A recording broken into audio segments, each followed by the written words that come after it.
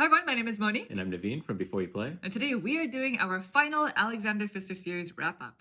It's been quite some time, huh? It has, yes. It's we did this over the course of what, 4 to 5 months? Yeah. Something like that? It's almost half a year. Yeah. You know, we didn't know, you never know how long these things are going to take. But they take quite some time to gather the games and then like learn them all and play them, present them in a way that makes sense. Yeah, exactly. Right?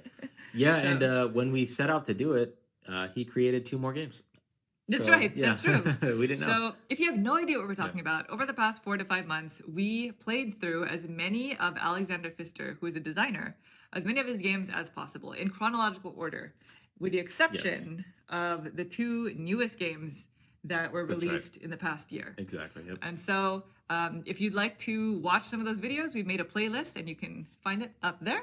And so today we're going to kind of debrief from the experience, discuss what we learned, and then do a final ranking, just like we did with our Vitala Certa series. Mm-hmm. Now, we tried to chronicle all of his games, but there were 3 titles that we were not able to cover, unfortunately. The Mines of Zavendar, Expedition Newdale, and what is the other one? Tybur the Builder. Yes, that's right.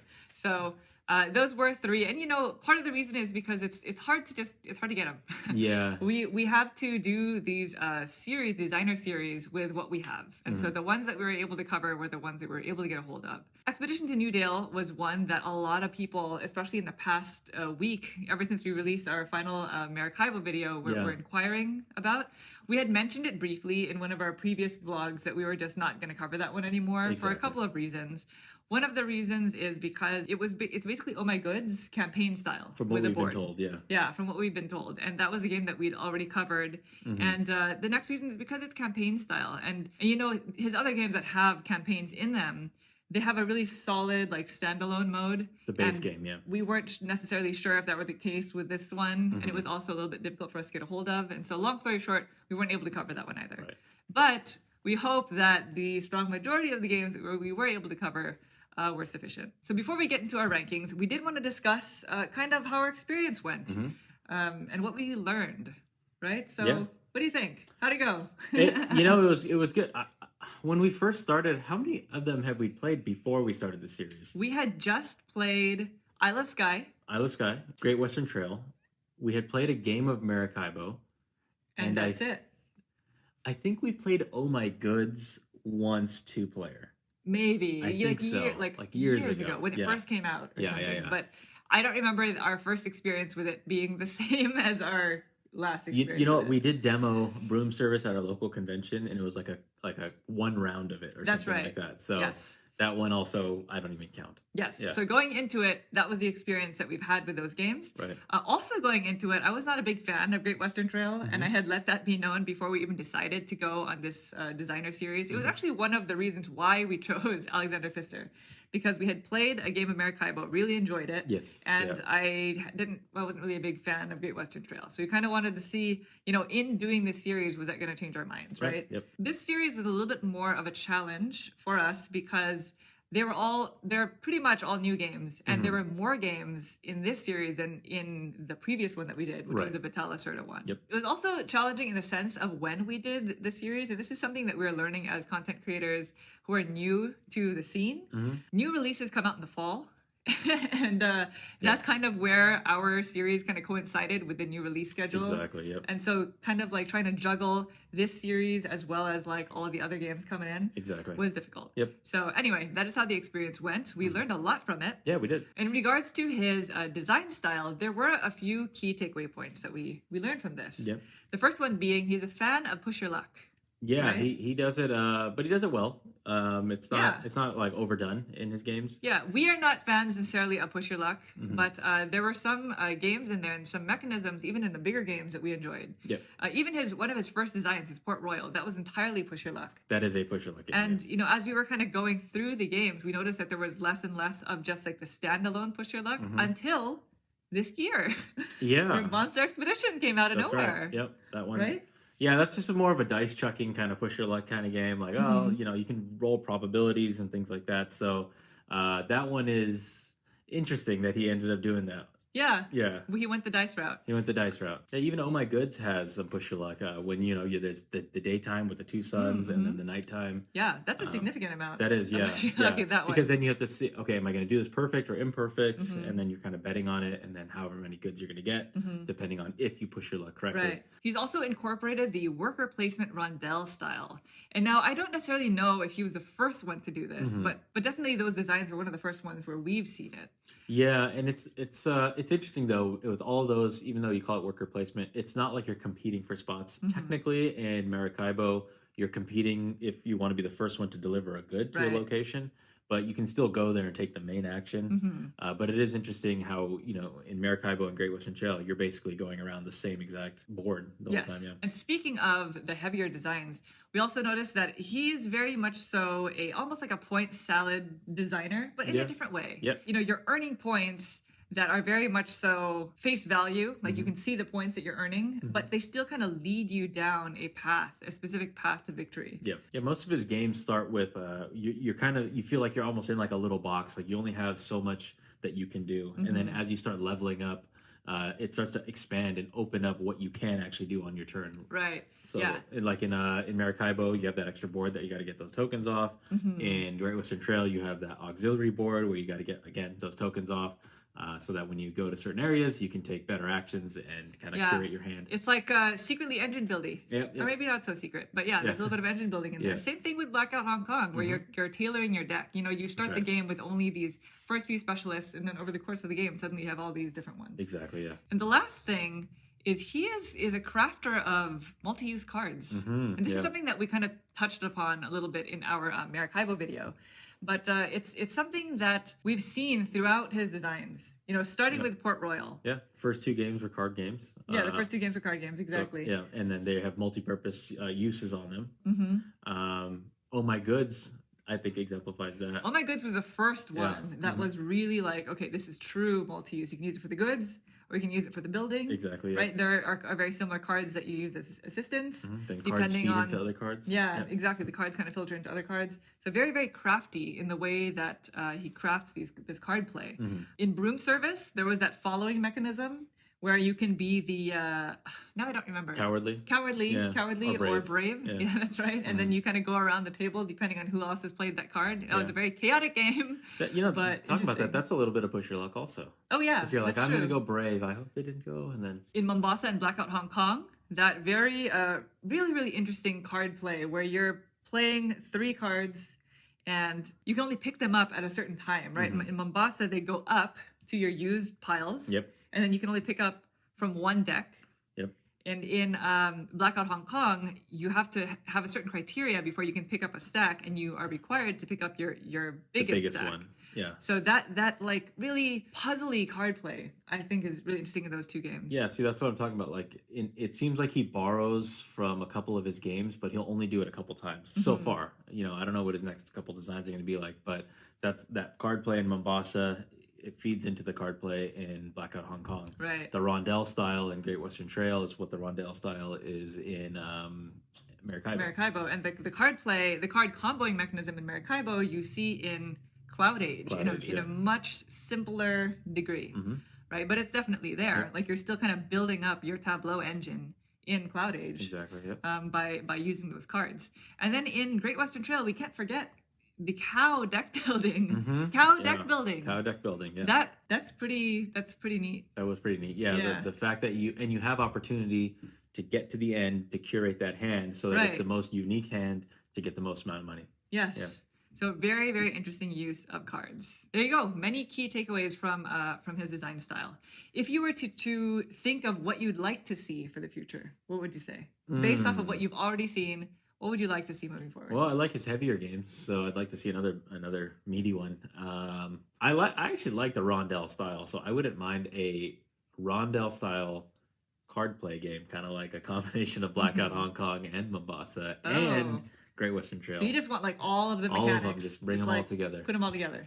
but with an extra element that we've never seen That's a big ask, Nadine. I know. Well, I would like to see a heavier game as well in the theme of Cloud Age, like somewhere in that direction, right? Away from the colonial themes and towards this, like, I really enjoyed the theme of Cloud Age and that kind of like art style and just that way of thinking. So you're asking for a Cloud Age expansion? I'm asking for I guess so. Okay. And so before we get into our final ranking, by request, we have a few superlatives. Okay. So are you ready? I think so, yes. All right. Best artwork.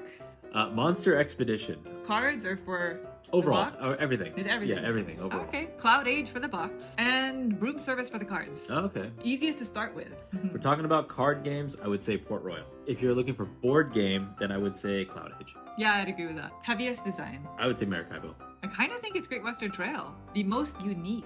Isle of Skye. I would Okay. say Broom Service. Best theme. Blackout Hong Kong, for sure. I would say Cloud Age. Best bet too. I'll say Oh My Goods. I would say Great Western Trail. And last but not least, biggest surprise. The biggest surprise for me was Blackout Hong Kong. Blackout Hong Kong. Yeah. And so that's it. Those are our superlatives. We kind of switched up the questions Just a little bit, from yeah. last time just a little bit. But without further ado, we are going to now get into All right. our ranking. So there were 10 games that we 10 covered. games, yes. And we're going to start with our number 10. Okay. Now, we have not shared our lists with each other Mm-hmm. so far, but I have a strong feeling that at least the first few are going to be the same. I mean, we've talked about these games together, Yeah, so that's why. yeah. So, all right. Okay. So starting with number 10. Do you want to go first? Sure, I can go first this time. All yeah. right, go for it. All right, my number 10, it is a card game. It is the first game that we played, and it is Port Royal. It's a nice game. It's number 10 for me because it's pure push your luck, and you're basically trying to push your luck and get points, and it's a race to a certain amount of points. And so it's okay. It's not my favorite game in the world, but that's why it's number 10. And you? Yeah, I would agree. I think that this is why the beginning of our ranking list is going to be very similar because we both know that we don't really like push your luck. Exactly, and that's a pure one. Yeah. In the moment when we played it and covered it, we had fun, right? It was fun, and we got a lot of really nice comments from other people who really enjoy playing this game so much with their families. Yep. Because of that fun factor and just kind of like everybody yelling at the table like like keep going or like stop, you know. So it's really it's interestingly designed. It is But- nice when you have those cards that are like you want somebody else to bust because you benefit off of it. Then it makes it more engaging and Yes, fun. Yeah, that's exactly the interaction that people love about that game. exactly. But it's not a game that we would probably play that often at Regularly, home yeah, exactly. because of the style of game. Exactly. So Yep. that is also my number 10. Okay. All right, number Simple. 9. Okay, number 9. Even though I know I said the art was my favorite, it is Monsters Expedition. It's fun. I think it is best at its full complement of 4 players because now you're really rooting for other people to bust and you're kind of invested in their thing. But again, that's push your luck, and for me, push your luck is not my favorite mechanism. So my number 9 is Monster Expedition. That is also my number 9. Okay, fair enough. Yeah. So we nailed it. Yeah. But same reason, but I will say that of between those two, I really do quite enjoy Monster Expedition Yeah. quite a bit more. Right. I like the rolling of the dice, and I really like the artwork, the art style as well. But out of all of the games on this list, yes, those two were at the bottom. Something has to be 10 and something has to be 9. And those were it. Those are it. Yeah. So that was easy. Monster Expedition for number Monster 9. Expedition. Okay. All right, moving on to number 8. Okay, my number 8 is the newest release from Alexander Pfister. This is Cloud Age. Cloud Age is a decent game. It is not my favorite amongst the list, hence why it's number 8. It is not as dense of a game as I had hoped it was. Obviously, that's my hopes and my expectations of a game. It is nice to know that Alexander Pfister is trying to make games on varying levels of complexity. So, going from a couple heavy games and then going back in terms of complexity, for me, it made it less exciting because, when you see a game and you want it to build and build and build, this one kind of went back in complexity in terms of that. So for me, Cloud Age is number 8, just because it doesn't have as much going on in that particular game. Yeah. How about yourself? So my number 8 is also Cloud Age. Okay. But it's for slightly different reasons. So I do want to say a little bit about Cloud Age before we continue. Since our review, we realized that we did have an oversight in playing the game. So those overlay cards are not completely push your luck, the ones with the clouds on them. And so it's also part of the reason why we didn't mention it when we were talking about push your luck earlier, because you can kind of see through the clouds Yeah, at on how the periphery of the clouds. yeah, at the periphery of the cards, you can kind of see how much of each resource is going to be there. Yep. So, and honestly, when I found out about that rule, I kind of liked it better with the push your luck.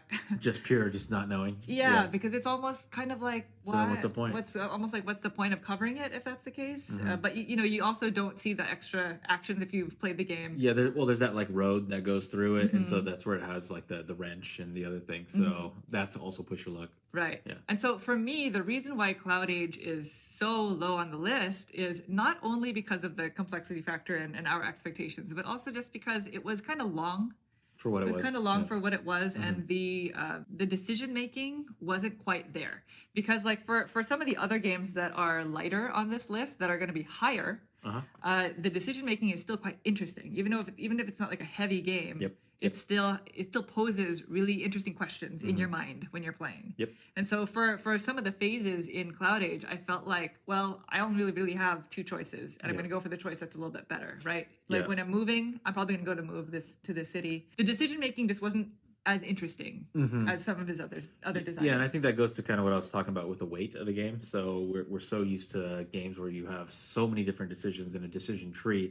This one was kind of like, well, I have 3 moves, so I can go to this city or that city. Well, that city has a lot of combat. I don't have the combat to even deal with that, so I'm going to choose this city over here. Yeah, it's almost like there's always like an ideal answer. Yeah. The area of Cloud Age where you're truly making decisions is during the actions, right? Do I want to build cards? Do I want to build upgrades? Or do I want to gain resources? That's really where the decision space is. But that part of it can take really long because how everybody's following actions. And so that kind of goes to the other point of why it was lower on my list, is because it was just kind of long. So anyway, that is Cloud Age. But we do know that there are a lot of people who Cloud Age is like a perfect fit for. And that's what makes me happy about the fact that the game exists. Because if you go to the video that we made, all in the comment section, so many people were like, this is a perfect game for me. This is like the perfect weight. This is look what I was looking for. And it is a wonderful way to get people thinking in that Alexander Pfister design style so that they can play Cloud Age, and then you can get them to play Great Western Trail. Well, even Alexander Pfister been very supportive throughout our whole endeavors of doing this. He even was in the comments saying like I set out to create a game that was a stepping stone so that it could bring people into the hobby who can then be ready to play Great Western Trail, Maracaibo, and those kind of heavier games. So good job. So that's where that game fits. So anyway, that was my number 8 as well. Okay, my number 7, it's the other little card game, and that is Oh My Goods. I do appreciate a game when it has a lot of game in a tiny box, and this one definitely does have that. It has those multi-purpose cards. The cards can be a resource, they can be a building. You're trying to chain things to make better resources so you can then ultimately turn it in for money and then do more stuff, build buildings. The game is neat. It is something I wouldn't play all the time, but it definitely has a space. Yeah. And so that is my number 7. That is Oh My Goods. I'm actually surprised that Oh My Goods was your number 7, because especially the very first time we played this game, I was more of a fan of it than Naveen was. Yeah. I think the game unfolded a little bit more after we started using the rules, the house rules. The updated rules. The updated rule set. Yes. Because I think that's what it was. The very first time we played it, we played with the not updated rule set. Exactly. And it was very limiting, and it also had way too much luck. Yeah, well, at the very end, I think one of the biggest ones was all chains go at the very, very end of the game in the new rule set. And in the past, it was like, okay, I built all this up and the game ended. And yeah, like, there were actually a couple other Yeah. rules that were a part of the updated rule set that really made a big difference. Yeah. And I think maybe that helped you That was in one of moving that a little bit higher. That was a big one for me. To me, I thought that would be much lower on your list. Yeah. So, Yeah, number 7. That's me. Interesting. Oh My Goods. So this is where we start to differ. Okay. My number 7 was Broom Service. Broom Service was a fun one for us to play, but it is not one that I can get myself to pull out often. Sure. Okay. Just because of how random it is. It's so random. Yeah.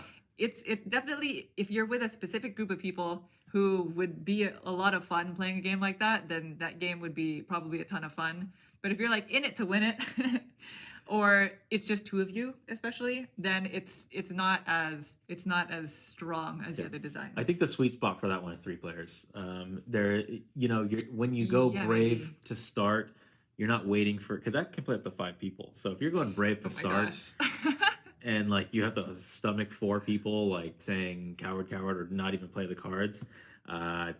Yeah, that's real tough. So I think 3 is a sweet spot. You have those 2 like forbidden cards or the penalty cards. So it's like, okay, I'm willing to lose out a little bit so I can take that, you know. So I think it's best at 3. I think the experience is a little bit better. So anyway, that was my number 7, Broom Service. Okay, your number 7 leaks into my number 6. That is Broom Service. So okay. We just talked about it. Broom Service, number 6. I do like that game. I like it actually better than you, hence why it's one step above. Yeah, what put it above Oh My Goods? I think I'm having a better time playing Broom Service than I am Oh My Goods. I think probably because it's a board game and I'm trying to like get to these different areas.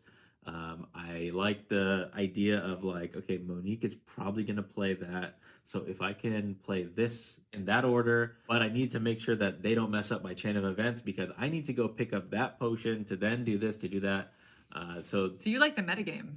Yes, I do like the metagame part of it. Yes, that's the psychology exactly of figuring out which card to play. Yeah, exactly. Right? Yeah. So and in what order? Yep. Yeah. Yep. That game is interesting. Yep. It's just very chaotic. Yeah, that's my number 6. All right. My number 6, we did the old switcheroo. My number 6 is Oh My Goods. Yeah. It is a game that I really enjoy, but obviously it's one of the smallest games, so it's hard to compare it to the rest of the list. Totally. So for me, the reason why Oh My Goods is number 6 is not because there's anything wrong with it, but it's more because the games above it are just the density. Are so much. I enjoy so much more. Yeah. So Oh My Goods was a very eye-opening design for me. I had never seen a game to that small of a game, that small of a footprint, do all that, right? Yeah. And make you think in that way in a small card deck, right? Anyway, that was my number 6, Oh My Goods. Okay, my number 5 is a game that we had overlooked for a while there, and for some reason, we just had never played it, and that is Blackout Hong Kong. So I actually really like this game. This is a fantastic game. Now we're getting into the part of the list where it's like I like all these games. Not that I didn't like the previous ones, but that's why it's in the top half. Okay. Blackout Hong Kong is very, very interesting. It takes the card mechanic from Mombasa, and I think it's the better version of the card mechanics personally. Even though I like the card mechanics in Mombasa, this one is way, way better the way it's done. I love the theme of it. It's my favorite theme out of all the games. Like I said, it's interesting how you have to manage your resources, but it's not like you have so many resources that you have to manage. I like that way that wheel works, where you roll the dice, so there's a little bit of push your luck, but you can kind of make educated guesses as to what kind of things are going to be available. And then you gather more cards with the crew. I think it's a fantastic game. And so you like the card play in this game more than Mombasa, but Mombasa is clearly higher on the list. I haven't said Mombasa yet. Yes. Okay, so we will hear about that, I guess, when we get there. Yes. Right? Okay, your turn. Okay, so that is number 5. Okay. My number 5 is Mombasa. Oh, okay. Well, there you go. Tell me about it. I like Mombasa a lot the very first time we played it. I can't jive with the theme. Just doesn't play as well at 2. Definitely does not play as well at 2. Because it's a big stock market mechanic, right? You are mechanically, you are putting out these buildings onto the board and trying to invest in these companies, and the buildings represent the companies. And depending on how many of those shares of the companies you have at the end of the game, it's a multiplier. That's how many points you're going to have, because it's that multiplied by how many of the buildings actually stay out onto the board. That kind of push-pull is a little bit frustrating, and I think that it just doesn't play well at 2 as well. Yeah. Well, anytime you have a game where there's like 4 different companies and there's only 2 people, it kind of becomes like, I'm going to go for the black company, you're going to go for the red company, and we'll see who does best. So that's one of the main reasons why it's lower on the list than the other titles. But the card play mechanic in that game is excellent. Yes. I thought that when we first learned it, I was like mind blown. That just symbols on cards and the way that you put them down.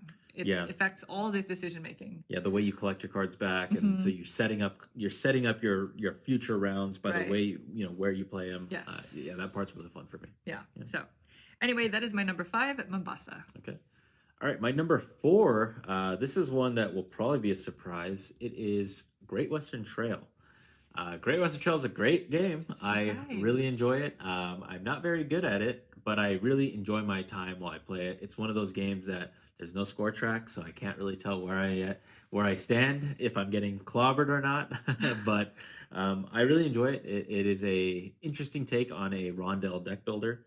Normally, I'm Yeah, not what big, a combination of yeah. mechanics, right? Normally, Rondell deck builder. normally I'm not big on deck building, but this one does it very well. And the theme for me is okay. I'm not a big Western Cowboys kind of theme guy, but it's a solid game, and I really enjoy it. But it is my number 4 because there's 3 other games that I think are slightly better. I am so shocked that Great Western Trail is your number 4. 4, yeah. Going into the series, Naveen really liked Great Western Trail. I thought that surely I was convinced that Great Western Trail was going to be your number 1. Really? Yeah.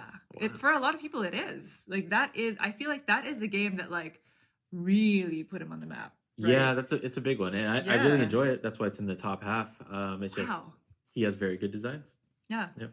Interesting. Okay. Yep. My number 4 is actually Isle of Skye. Mm-hmm. So, and that's a little bit painful for me to put that not higher, even though 4 is pretty high on a list of 10. That's pretty high. Yeah, something's got to go there. So, that's true. Yeah. Something's got to go there. Yeah. But Isle of Skye was the first Alexander Pfister game that I'd ever played. And when I played that game, I had played Carcassonne already before it, which is a game that they compare Isle of Skye to a lot, even though somebody had reached out after we covered it and explained to me why they're not the same. And now I agree. Mm-hmm. And we can go into detail about that, but that's a longer conversation.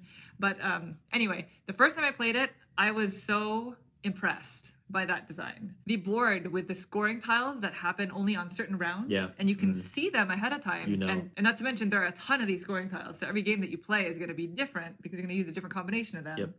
But also just the auction mechanism. And this is something that I want to see more of in the future. More auctions. Let's see more auctions. Yes, I love the way the auction works in this game. Yeah. You either buy it and give that opponent money, or to keep in the economy. Or keep in the economy, or you don't, and you sacrifice these tiles, and you're still trying to figure out what configuration to put these tiles in. It's really good. Yeah, I like the part where you have 3 tiles, but you're going to axe one of them. So it's almost like a tile out there that you're trying to plan how much money you should price your tiles, but making sure you have enough money in reserve, not knowing how much the tiles that are on your opponents that you're going to be able to buy, but the one that you may be saving money for could be the one that they axe. Right, so you're baiting your opponents exactly with these tiles. And you can do a lot of table talk, right? Like this can be as interactive as you make it. Very interactive, yeah. So, and we played it at 2 on our channel, and I still really enjoyed it at 2. I was surprised. I thought it was for sure it was going to kind of fall flat at 2. Yeah, we actually played the 2-player game with a version that our friend of ours came up with, and it actually plays fairly well that way. But obviously, this game, as an auction bidding game, you want to see more tiles and more kind of table talk. So I think 4, even 5 players is pretty good. We actually had a viewer comment saying that they disagreed entirely and that they play the 2-player game just as is, and they love it that way. Okay. So that I was reading that, and I was pretty happy when I read that because it's always nice when you can just play the game as it's designed, right? You don't need any house rules or any other formats. You just enjoy it the way it was meant to be played. So anyway, that is my number 4. An excellent game, Isle of Skye. Okay, my number 3 is the game we just talked about. It's Isle of Skye. Like we said, I love auction games. I like bidding games and auction games, and this one is exactly it. It's kind of the game that you said, you asked me, what am I looking forward to? I hope he can do another auction type of game. I do like the fact that there's a couple expansions. Surprisingly, we've actually never played either one of those 2 expansions, but we do own the Journeyman expansion. And so I am interested in trying to get into that one. So that's my number 3. All right. My number 3 is, this might come as a surprise, maybe not. But it's actually Great Western Trail. Okay. And the reason why I say it might come as a surprise is because for a lot of people, Great Western Trail is their number 1. And here we are naming it as our 3. And what was yours? My 4. Yeah. 4. Okay. Going into the series, I was not a big fan of Great Western Trail for a few reasons. One of the reasons is the theme, not because of the reasons why I don't like colonial themes, but just because I don't really like Westerns. It's a me issue here. Yeah. She doesn't like Western movies. I don't like Western movies. TV shows, just not a genre that intrigues me. It's the same, the color scheme, all of it. The dusty, I guess. I don't know. But that game is very interesting to me. It has all these mechanisms that you throw together that sounds like on paper it shouldn't work, but it really works. It does, yeah. The rondelle movement, right? coupled with the deck building of cows. But the cows are just a currency. Like the deck building is just a currency, but it's still deck building. Like you can't ignore the fact that it has deck building mechanics that you can use at your disposal, including ditching cards that you no longer need, right? You want to ditch those lower numbered cards, or you want to ditch one of each suit so that it can increase your chances of having unique suits by the time you get to Kansas City. It has some engine building in the form of your player board. It's very much so point salad in the sense that you are gaining points where you can, right? Like you pick up the hazards and they're going to be worth a certain number of points. There are points scattered everywhere. There's a lot of paths to victory, You have to figure out the path that you're going to take. It seems like you have to specialize, though. You can't just take a little bit of buildings, a little bit of cows, a little bit and that's what my next point was going to be. There is still a strategic path to victory that you must construct. Right. And they come in the form of these employees, right? The employees that you hire. And so I thought that was really interesting because it's like you're grabbing for points, but at the same time, you need to choose a path. You need to find a path that works for you, and you need to really run with it. And you still have to react to what your opponents are doing. You know, I really appreciate the game because the turns are real smooth. They're quick. They're fast. Yes, they are. For a heavy, dense game, you know, it's I go here, I do this, or I don't do that, I do the auxiliary action. Moving on. That is probably one of my most favorite parts of the game. Yeah. Is the tempo. Yeah. It's so beautiful. The way that you just go for a game that crunchy. It just flows. Like even Maracaibo doesn't have that sort of tempo. Sure. Yeah. You just you go, you take the action, you draw up your hand, and next Move player, on, and you keep on going until somebody hits Kansas City. But even that part is not that long. Yeah, it's just 1, 2, 3 tokens. Get your money. You know, move on. Yeah, it's a very very good design. I think that is a very good design. So anyway, that was my number 3, Great Western Trail. It was a surprise to me that it was actually much higher. So it grew on me quite a bit. Good. Yep. Very nice. So last two. Well, what order is it going to be if in? I say what this is, then you'll know what my number 1 is. But true. it's Maracaibo. Maracaibo is a fantastic game. I think it edges out in terms of the heavy ones between that one and Great Western Trail. It definitely edges it out for me. I like the abundance of that card stack. There's a ton of cards that are there. I like the nations. So it is area control-ish with them, but the thing I like about the nations is once a cube gets booted out, it doesn't go back to the board. So as long as you can get it off that board and you have enough of those banners, then you know you're good. It doesn't matter if it still stays on there, because area control at the end is only worth 2 extra points. But you can't put all of your eggs in the nation basket, is what we learned from our playthrough, right? Yes, it's definitely more about the cards, and I vow to be better at getting those cards. Yeah, it's a tough balance. But that one is fantastic. I really love that game, Maracaibo. So that was your number 2? That's my number 2. Yeah, okay, so now I know what your number 1 is, and I'm a little bit less shocked, but still a little bit shocked with your lineup there. Okay. So my number 2 is Blackout Hong Kong. Yeah, wow. I really took to that game. I think we both did. Yeah, when we played after the first time we played it, we're like, huh. We snoozed on that one. That was really good. Yeah. I mean, it took the card play that I really enjoyed from Mombasa, and it took it up a level because now the cards were a lot more functional. It combined the card play from Mombasa with the card comboing from the other games, like loosely, Maracaibo, etc., where your cards actually do something for you. It's not just like a symbol, right? Like in Mombasa, you have specialists who are going to let you do a certain action when you play them. Yep. The resource mechanic in that game is also really interesting. You roll the dice. The dice are different colors, and so depending on where the dice are going to go on the resource rondelle is what you get if you play the card that gets you resources. Yes. But at least you get to see what the resources are, and then now you can make the educated decision. Yes. Do I want to play that card to get those resources? And if it's not the resource that you need, you can still spend those tokens to move over to the next spot on the rondelle. Yep. That was very clever. Very good, yeah. Very clever. I really like that. I'd be curious to see. I still have not seen in person what the second version looks like, or the updated board. I've seen pictures of it, but for some reason, yes, it's easier to look at, but I like the original look better, even though it's super dark. That's fair. Yeah. Anyway, that is my number 2, Blackout Hong Kong. And so our final number 1. Number 1. Everybody already knows what number 1s are at this point, but go ahead, take it away. Okay, my number 1 is a game that obviously the theme is controversial, but it mechanically for me is very sound, and this is Mombasa. Mombasa is a economic stock game with some area control elements, that card play that we were talking about. It is a fantastic game. The first time we played it, I think we played it 3-player. Hmm. Yeah, and that was really really good. I don't know if I would have this up there on my list if my very first taste of it was 2-player, because I see. I agree with you in this game. Does not play as well as it should at a lower player count. I am very interested to see after COVID if we can get a 4-player game of this going and really see what it's like, because now everybody is manipulating these stocks and these companies, and I just want to experience the full complement one day. Yeah, so that's my number one, Mombasa. Yeah. And Naveen did mention that that one does have a controversial theme.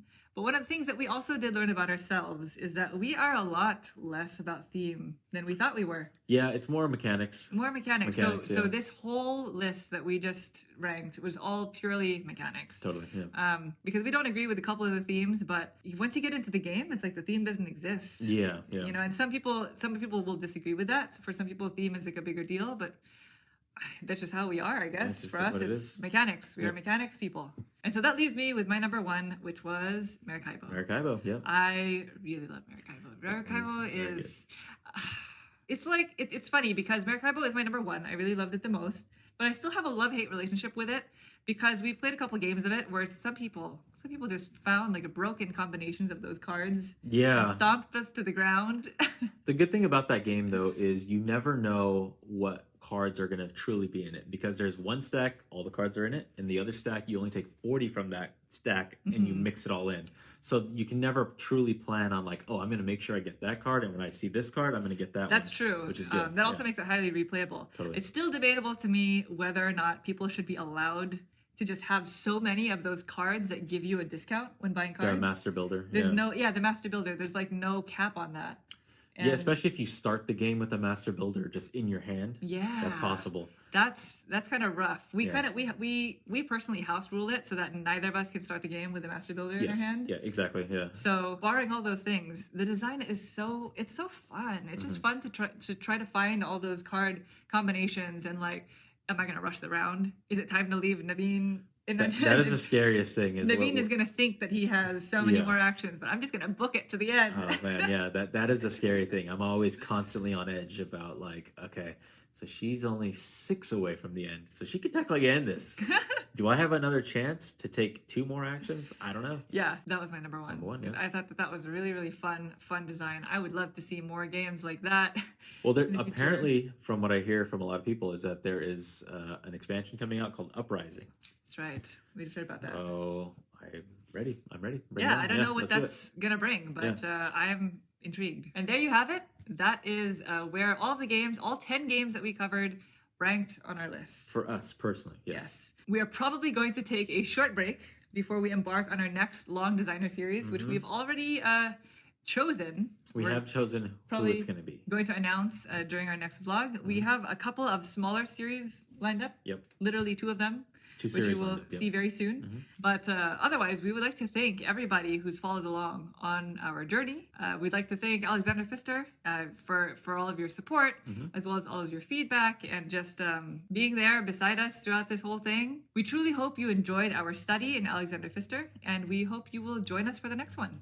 If there's any of these videos that we put out that you haven't seen, we're going to leave a card right over here. That's a link to the playlist, and you can see all 10 of the different games that we did play. Let us know down below in the comments what your ranking is. We'd like to hear that and see that. Let us know what you agree with and what you disagree with us, because obviously everybody's entitled to their own opinions, and we would love to know what your opinions are. Thank you all so much for watching the video. We hope you enjoyed it. And if you'd like to see more videos like this, please consider subscribing. Thank you. Thank you. Bye.